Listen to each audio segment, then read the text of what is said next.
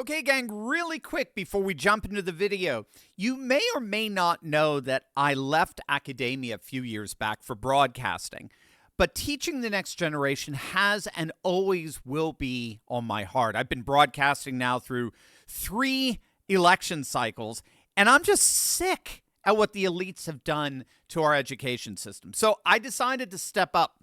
My team and I have been working on this for well over a year now. I started a school, and I have absolutely massive plans to take it nationwide. The Worldview Institute of Entrepreneurship and Apprenticeship opens its first location in Lancaster, Pennsylvania on April 9th, and I want to invite you to the ribbon cutting. And I built a whole amazing event around it, so I want you to come and join me at the Kingdom Builders Experience, April 9th through 11th. You'll get an exclusive invite to the school's ribbon cutting. You'll be invited to a special Scotch and Cigars meetup with yours truly. I'll be lecturing at the school, plus we're hosting a Business Makers Summit where education meets opportunity. Now, seats are limited. Click the link below to learn more, and I can't wait to see you there. There's been a rather noticeable trend among headlines of late declaring the death of the Democrat Party. And while everyone has their own thesis as to what's actually killing the party, one analyst in particular nailed it, and that's exactly what we're going to see. Hey, gang, it's me, Dr. Steve, your Patriot Professor, here to celebrate along with you the dawn of a new American golden age that you made possible back on November the 5th. So make sure to smack that bell and subscribe button. Before we dive in here, did you know scammers can literally steal your home right out from under you? It's true. The FBI actually calls it house stealing, and it's a growing real estate scam targeting American homeowners. Basically, criminals forge your signature on one document. They use a fake notary stamp. They pay a small fee. They file it with your local recorder's office. And boom, just like that, your home title has been transferred out of your name. And then they can take all these loans out using your equity as collateral or even sell the property behind your back. And you won't even know it's happening until you start getting collection or foreclosure notices. So let me ask you, when was the last time you checked your home title?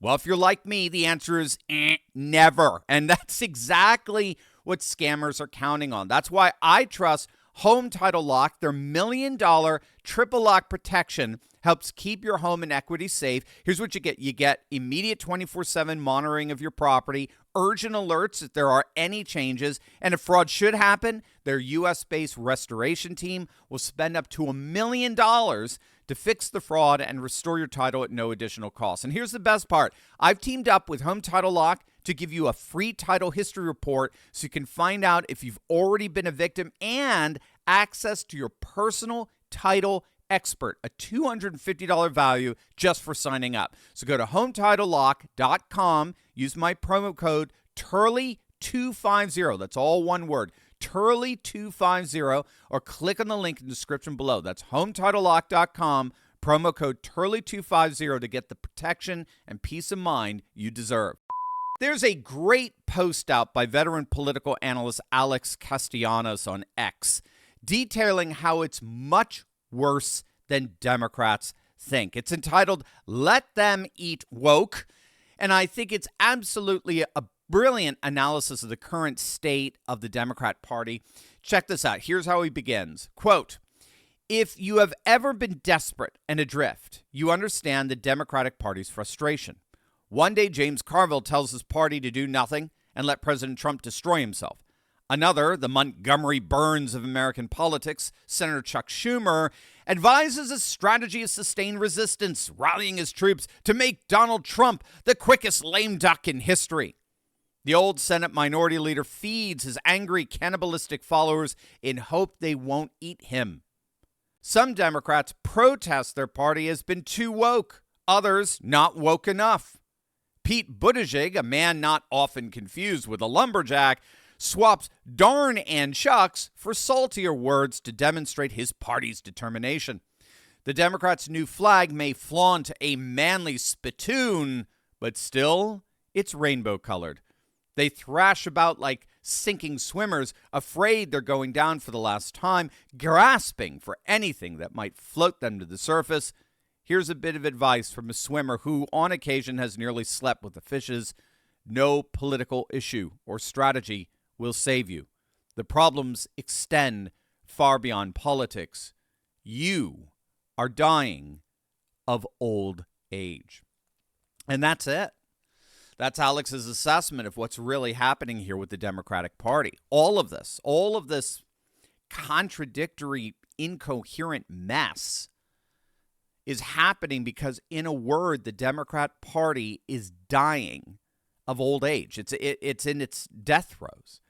And he makes the argument that the Kamala catastrophe marked the end of the Democrats. And I think he's absolutely right. Kamala's disastrous campaign revealed the dying, decaying, leprous soul of the Democrats for what they've really become. And again, Castellanos has been a student of political campaigns now for decades. And he noted that what you see in campaigns that are losing, that are nearing their end, is they often go after the most radical thing that appeals to their base. They're done trying to reach out. They've given up trying to reach the undecided voter or the milquetoast supporter of their opponent or even the center, the middle. Now it's just the most radical red meat for their most rabid supporters to try to galvanize them to get out to vote. But in the process, sometimes campaigns just run out of message. They just run out of script, and then they become who they really are. And in this case, with the case of the Kamala collapse, what we saw towards the end was the lifting of the joy, joy, joy veneer that the legacy media kept trying to sell us on, and the exposing of what turned out to be in reality the single most hate-filled, miserable, psychopathic campaign yet seen. And what's so key here was that none of that was straight and intentional strategy. None of it. That's why the Kamala campaign looks so haphazard and random and so poorly improvised towards the end, right? With all those disastrous interviews, one after the other, like the Brett Baier interview, where every answer was a tirade against Trump, and the CBS 60 Minutes interview, where with answers so utterly incoherent, they literally had to edit them out. The Democrats simply ran out of message, and having run out of message, they were then left running on the fumes of their hate of who they really were. It's all they had. So for Harris, as Alex Castellanos put it back then, you could literally, he said, you could literally smell the decline. That's what Castellanos said about the dying Harris campaign. You could smell the decline. Now, what he's saying is that decline, that decay, that decomposition is indicative of the whole of the Democrat Party. And you could see this decline in real time, particularly as it relates to the fall of the Democrats' 20th century program known as the Great Society. So Castellanos notes that FDR built big government to lift us up out of the Great Depression, and then he was followed a few decades later by LBJ, who built the Great Society based on a rather audacious claim. In effect, LBJ told us that the hard work of building a better society did not have to be done by the citizens. This is so key. I think this is brilliant. The hard work of building a great society did not have to be done by its citizens. Instead, bureaucrats, Washington bureaucrats and government programs would be responsible for creating a great society, not its citizens. And so the Democrats ended up constructing a machine we often refer to as the fourth branch of government, which is this Byzantine bureaucracy that is bloated into unimaginable trillion-dollar proportions. So Castellanos writes, quote, "Our public servants amassed such money and authority that they became our masters. Their creation swelled cancerously as they gorged on the toil of the people. Our rulers became sick with power, and their virtue signaling produced feverish absurdities. Men can be women. Genders are unlimited. Children should be disfigured. Free speech is violence. Borders are racist. The real victims of crime are the criminals. And last November, in front of the entire world, to the horror of the Échange regime, the cancer they could not stop feeding killed them all. Again, this is just brilliant. We talk often on this channel about the rise of the pre-political. The key to Trump's popularity, like we saw when he addressed the joint session of Congress, a speech that got 80% approval, according to CBS polling, and supermajority approval in each and every one of the issues he covered, from border security to mass deportations, from reciprocal tariffs to banning trans athletes from competing in women's sports. The key to understanding that popularity is that virtually all of these issues have pre-political support, meaning that people overwhelmingly support these issues regardless of their political affiliation. 90% of the country wants an end to waste, fraud, and abuse with their tax dollars. 90% of the country wants illegal, alien, violent criminals deported, obviously.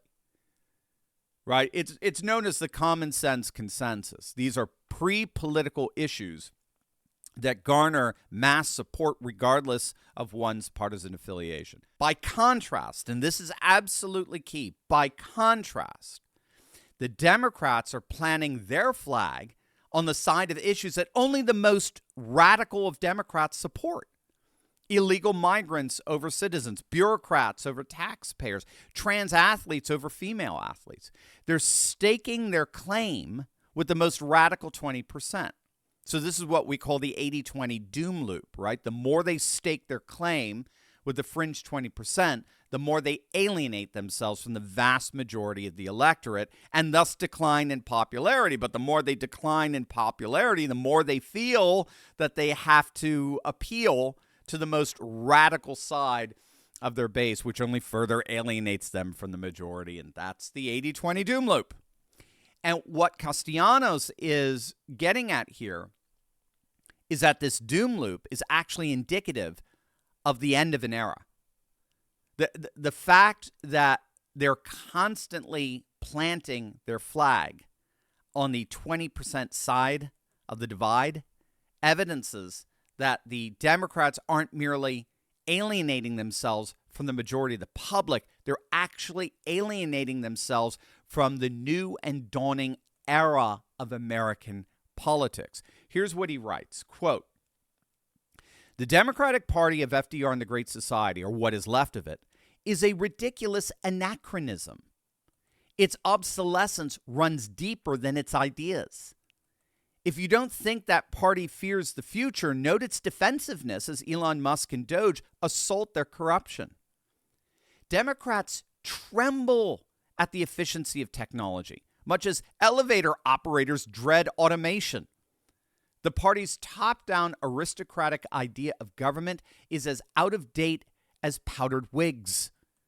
President Trump is performing brilliantly. To call what Trump and Musk are doing downsizing is to miss the point. We're witnessing a fundamental transformation at a level not seen since Franklin Roosevelt.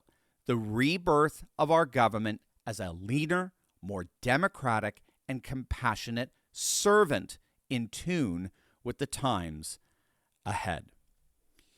In an increasingly technological age of digitality and cyberspace, the old industrialized model of bureaucratic governance, built by and sustained by primarily Democrats, becomes a parody of obsolescence.